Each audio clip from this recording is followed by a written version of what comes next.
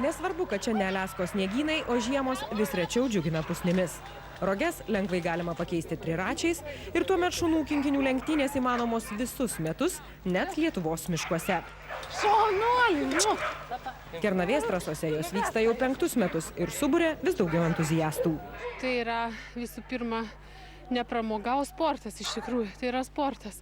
Ir čia gali sportuoti tas žmogus, kuris nebūtinai jaunas turi būti, ar būti sportininku.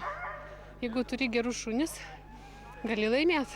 Jūs matote, kaip šuniukai pasiruošę ir nekantrauja bėgti.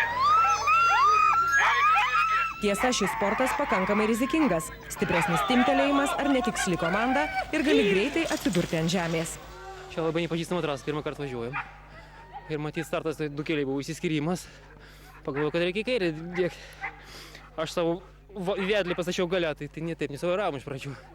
Tai yra viena komanda, jie turi tave suprasti, jie turi tavęs klausyti. Vieną kartą pasakai komandą, į kairę, viskas. Turi klausyti. Ten nubėgo rudas haskis, Sibiro haskis, o čia yra Aliaskos malamutas. Lietuvoje entuziastai varžosi keliose klasėse. 4 km trasa jie važiuoja šuns tempiamų dviračių, bėga su šunimi ir lenktyniauja kinkiniais. Rezultatai esą ne pats svarbiausias dalykas. Tačiau prizinės vietas tarptautinėse varžybose užimantys dalyviai viliasi, kad galbūt po 2 metų pavyks pasirodyti šunų kinkinių varžybose Olimpiadoje Vankuveryje. Agnė Vederytė, Tomas Medekša, LNK žinios, Kernavė.